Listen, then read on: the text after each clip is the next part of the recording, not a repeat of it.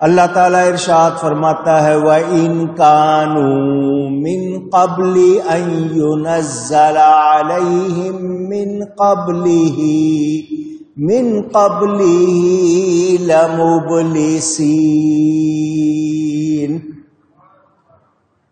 اگرچہ اس کے اتارنے سے پہلے، بارش کے اتارنے سے پہلے لوگ اپنی امیدیں توڑے ہوئے تھے، بہت جلد گھبرا جانا، نا امید ہو جانا، یہ انسانی فطرت ہے، گھبرا جاتا ہے۔ اس آیت کو یہ نہیں کہیں گے کہ صرف کافروں کے لیے، ہم لوگوں کا بھی یہی حال ہے۔ اللہ تعالی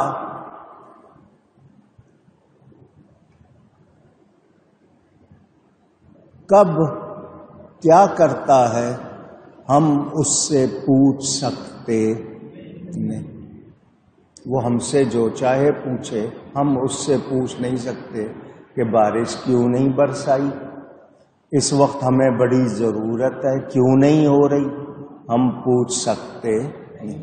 ہمیں اپنے احوال، حال کی جمع کہ ہم کیا کر رہے ہیں، اپنے اعمال، ان پر نظر رکھنی ہے کہ کہیں ہماری بد اعمالیاں، برے کام، ہمارے برے حال، بد احوالی، کہیں وہ تو رکاوٹ نہیں بن رہے ہیں، ہم نے اللہ کو ناراض تو نہیں کیا ہوا ہے، نافرمانی تو نہیں کی ہوئی ہے، ہمیں اس پر نظر دوڑانی چاہیے۔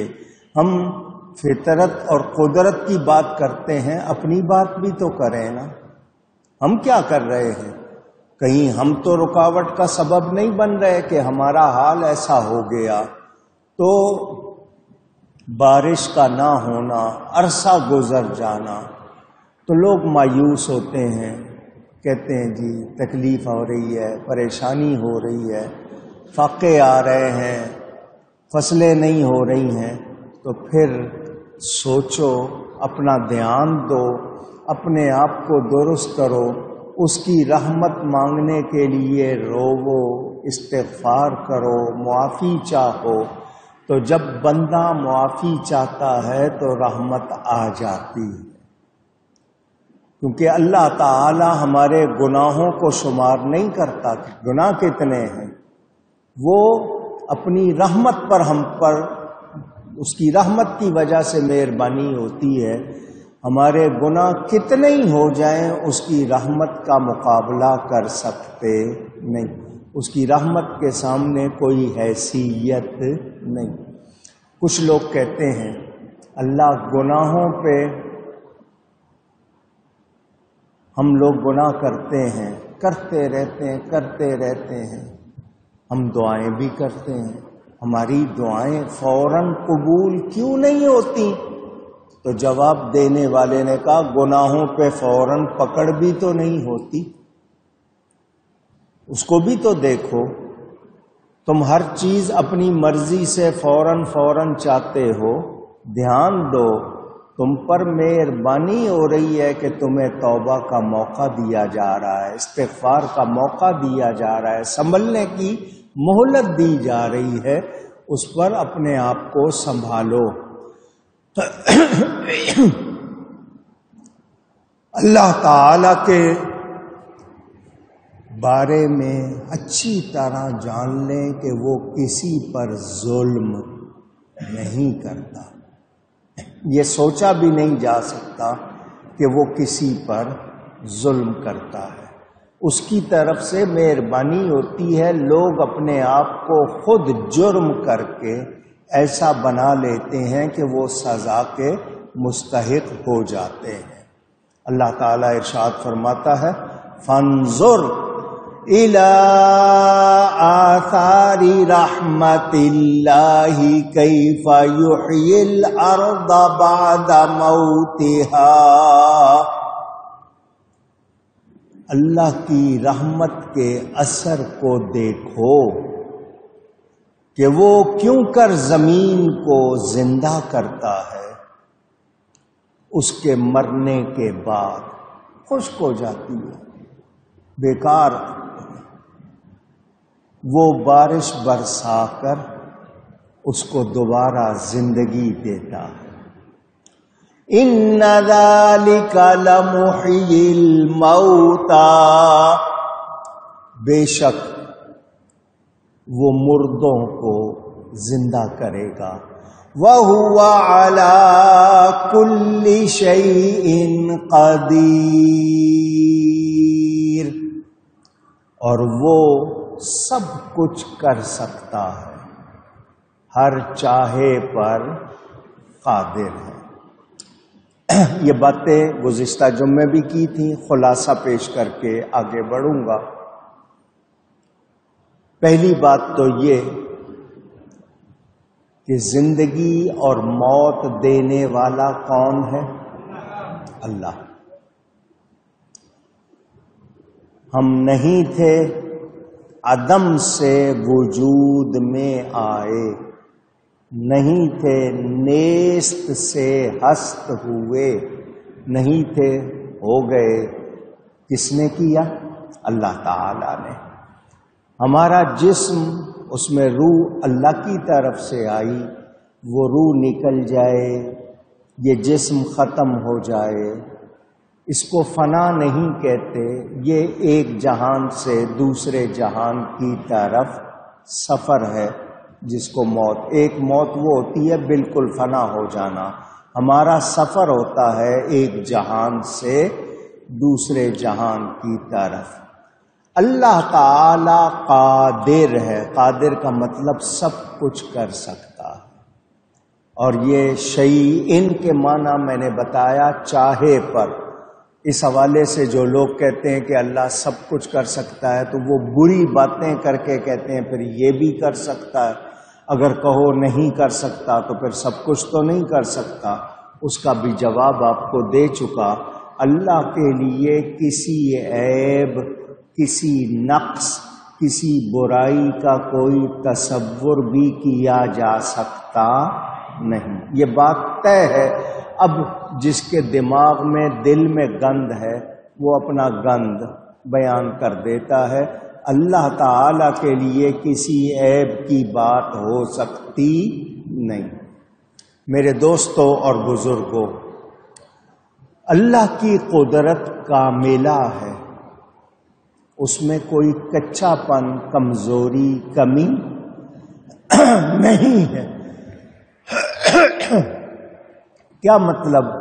اللہ کے لیے یہ سوچا بھی نہیں جا سکتا کہ اللہ تعالی میں کوئی کمزوری ہو سکتی ہے، ایسی کوئی بات نہیں۔ انسان میں نقص ہوتا ہے، انسان کی قدرت ناقص ہے۔ میں ایک ٹانگ اٹھا کے کچھ دیر کھڑا ہو سکتا ہوں، دونوں ٹانگیں اٹھا کے نہیں رہ سکتا۔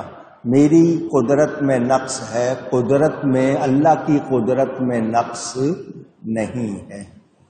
وہ قیوم، ہمیشہ رہنے والا ہے، وہ دانا، ہر عاجز کو قدرت عطا کرنے والا ہے۔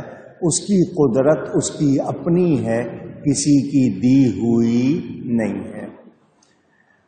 انسان ذوق سے پیدا ہوتا ہے، پھر اسے، اب دیکھو بچہ کتنا نازک ہوتا ہے، آپ اس کو بہت احتیاط سے پکڑتے ہو کہ اس کا ہاتھ مڑ گیا تو ہمیشہ کے لیے مڑ جائے گا، اس کی کوئی ہڈی ٹیڑھی ہو گئی تو ہمیشہ کے لیے ہو جائے گی، سنبھال کے پکڑتے ہو آپ، گردن اس کی نیچے نہ ہونے پائے، لڑک جائے گی، نازک ہوتا ہے بالکل۔ اسے قوت کون دیتا ہے؟ اللہ۔ اس کے اندر قوت کہاں سے آتی ہے؟ اللہ کی طرف سے آتی ہے۔ تو اللہ تعالی کمزور کو طاقت دینے والا، انسان کمزور پیدا ہوا، اسے طاقت دینے والا اللہ۔ تو جو اللہ ہمارے جسم کو طاقت دے رہا ہے، وہ روح کو بھی دے سکتا ہے یا نہیں؟ اونچی کہیے گا۔ ذہن کو بھی دے سکتا ہے یا نہیں؟ جس کو چاہے، جتنی چاہے۔ تو اپنے خاص بندوں پر وہ زیادہ مہربانی کرے تو اس کا انکار کریں گے یا مانیں گے؟ مانیں گے۔ وہ عطا کرنے والا ہے۔ ایک کے ہاتھ میں قوت کم ہے، دوسرے کے ہاتھ میں زیادہ ہے، کس نے دی ہے؟ جسامت دیکھیں تو فرق نہیں، مگر قوت دینے والا اللہ ہے۔ تو آپ کی غذا میں بھی اثر رکھنے والا اللہ ہے، آپ کے اندر صلاحیت رکھنے والا بھی اللہ تعالی ہے۔ اگر اتنی بات سمجھ آ جائے تو پھر فرق بھی سمجھ آ جائے گا کہ سب کا معاملہ ایک جیسا نہیں ہے۔ تو جو اللہ کے پیارے ہیں ان کے لیے اللہ فرماتا ہے ان کی آنکھیں میں بن جاتا ہوں، ان کے کان میں بن جاتا ہوں، ان کی زبان میں بن جاتا ہوں، ان کے ہاتھ پاؤں میں بن جاتا ہوں۔ تو پھر اس میں قوت ربانی اور اس کا اظہار اگر ہو تو اس کا انکار کیا جا سکتا نہیں۔ میں نے آپ کو بتایا میں بول رہا ہوں، میرے سامنے مائک ہے، آپ کی طرف اسپیکر ہے، آواز دور تک جا رہی ہے، اس کے بغیر میری آواز دور تک نہیں جائے گی۔ مگر حضرت ابراہیم علیہ السلام مکہ کی پہاڑی پر کھڑے ہو کر اللہ کے حکم سے لوگوں کو حج کی دعوت دیتے ہیں، حج کے لیے بلاتے ہیں۔ جتنے لوگ دنیا میں زمین پر موجود تھے، جو ماؤں کے پیٹ میں تھے، جو باپ کی پشت میں تھے، جو عالم ارواح میں تھے، سب نے وہ آواز سنی یا نہیں سنی؟ اونچی گئی ہے۔ ان کو یہ طاقت کس نے دی؟ اللہ نے دی۔ وہ ان کی آواز کو پہنچاتا ہے سب تک۔ تو اللہ جس کے لیے چاہے، تو اس لحاظ سے پتہ چل گیا وہ لوگ جو کہتے کیسے ہو سکتا ہے، تو یہ تمہارے کرنے سے نہیں ہوگا، رب تعالی جس کے لیے چاہے اس کے کرنے سے ایسا ہوتا ہے، اس کا انکار کیا جا سکتا نہیں۔ اس زمین میں بارش سے کون سے حصے کو فائدہ ہے، کون سے حصے کو نقصان ہے؟ ساری زمین ایک جیسی ہے؟ پوچھ رہا ہوں۔ شور، سیم، تھور، کلر، شور، آپ کے یہاں مختلف لفظ بولے جاتے ہیں۔ اس زمین کو بارش سے فائدہ ہوتا ہے یا نقصان؟ کیونکہ اس کے اندر وہ چیز نہیں ہے جو فائدے والی ہو۔ تو اللہ نے بنائے ہیں تو سارے بندے ایک جیسے نہیں، سارے دل دماغ ایک جیسے نہیں ہیں، اسی لیے سب قبول کرتے نہیں، ان کے اندر وہ چیز ہی نہیں ہے۔ تو اللہ نے عقل دی، صلاحیت دی، اب کوئی غلط استعمال کر رہا ہے، سننا ہی نہیں چاہتا، تو بتائیے پھر یہ اس کا جرم ہوگا یا نہیں ہوگا؟ ایک بات ہوئی۔ دوسری بات یہ، عارف کہتے ہیں پہچاننے والے کو، وہ جتنا دیکھتا ہے عام آدمی اتنا نہیں دیکھتا۔ ان کو ہر شے میں اللہ کے جلوے نظر آتے ہیں۔ عارف باللہ، اللہ کے پہچاننے والے، پوری طرح تو اللہ کو کوئی بھی نہیں پہچانتا، جتنا اللہ نے توفیق دی۔ میں ایک پتا دیکھ رہا ہوں، میں اس کا رنگ دیکھ لوں گا، اس میں بنی ہوئی لکیریں دیکھ لوں گا، اس کا سائز دیکھ لوں گا، اس کی بناوٹ دیکھ لوں گا، زیادہ سے زیادہ سونگھ لوں گا تو اس کی جو بھی مہک ہے، بو ہے، وہ معلوم ہو جائے گی۔ مگر ایک عارف کو اس میں کیا کیا نظر آتا ہے وہ ہر بندہ دیکھ سکتا نہیں۔ تو ہر ایک کی صلاحیت ایک جیسی نہیں ہے۔ ہم لوگ سارے اس دنیا میں رہ رہے ہیں، مگر اللہ والوں کو ہر شے میں اللہ کے جلوے نظر آتے ہیں۔ تو اللہ جس کے لیے چاہے، جس کے لیے مہربانی فرما دے، اس کا انکار کیا جا سکتا نہیں ہے۔ تو اللہ کی تجلیات کا مشاہدہ کرنے والے، اللہ کی عطا سے وہ اللہ کے جلوے دیکھتے ہیں، ان کو ہر شے میں اللہ نظر آتا ہے۔ بنی اسرائیل نے حضرت موسیٰ علیہ السلام سے پوچھا کیا اللہ تعالی کوئی رنگ بھی بنا سکتا ہے؟ رنگ کلر کو کہتے ہیں۔ موسیٰ علیہ السلام نے فرمایا کیا تم نے پھلوں اور پھولوں کو نہیں دیکھا کہ ان میں سرخ بھی ہیں، زرد بھی ہیں، سفید بھی ہیں؟ رنگریز تو صرف سفید کو سیاہ بنا سکتا ہے، لیکن اللہ بڑی قدرت والا ہے، وہ سیاہ کو سفید بنا سکتا ہے۔ مہربانی۔ کیا نہیں دیکھتے ہو؟ غور کرو،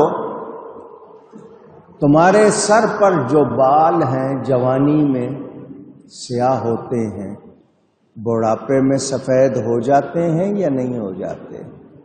تو یہ اسی کی قدرت ہے۔ ایسے ہی وہ دل کی سیاہی کو بھی سفیدی میں بدل دیتا ہے، اور پھر اس سے بڑھ کر احسن اچھا کون ہو سکتا ہے؟ یہ اتنی قسم کے رنگ کس نے بنائے ہیں؟ پھلوں کے رنگ دیکھیں، مثلا سیب، ایپل، تفاح عربی میں کہتے ہیں۔ آپ کو معلوم ہے کتنی قسم کے سیب ہیں دنیا میں؟ صرف پاکستان میں ہی 20 سے زیادہ قسم کے سیب پائے جاتے ہیں۔ ان کا رنگ، ذائقہ، نرمی، سختی سب مختلف۔ صرف یہاں دنیا بھر کے ملائے جائیں گے تو جانے کتنے ہوں گے۔ انگور وہ دیکھیں، تربوز دیکھیں، آپ انار دیکھیں۔ آپ کے ہاں 2 طرح کا انار ہوتا ہے، قندھاری اور بیدانہ کہتے ہیں۔ آپ جائیں طائف میں، سعودی عرب کا شہر ہے طائف، وہاں کا انار باہر سے ہرا ہوگا، اندر سے سرخ ہوگا، اس کو رمان بالطائف کہتے ہیں۔ تو یہ جتنے رنگ ہیں پھلوں کے۔ اچھا پھر سبزیاں دیکھتے ہیں آپ، ترکاری کتنی بناوٹ ہے، کتنی قسم کی ہے۔ ان میں ایک ہی ترکاری میں 2 شیڈ، 3 شیڈ ہوتے ہیں، الگ الگ ان کے سائز، الگ الگ ان کی بناوٹ۔ تو یہ سب کون بناتا ہے؟ اونچی کہیے، اللہ تعالی بنا۔ ایک ہی پانی سے، مٹی کے ایک ہی ٹکڑے سے پیداوار ہو رہی ہے، مگر ذائقے الگ الگ ہیں، بناوٹ الگ الگ ہے۔ کسی کی شاخیں ہیں، کسی کی بیل ہے، کسی کے تنے ہیں۔ تو یہ سب کس کا نظام ہے؟ اللہ تعالی کا۔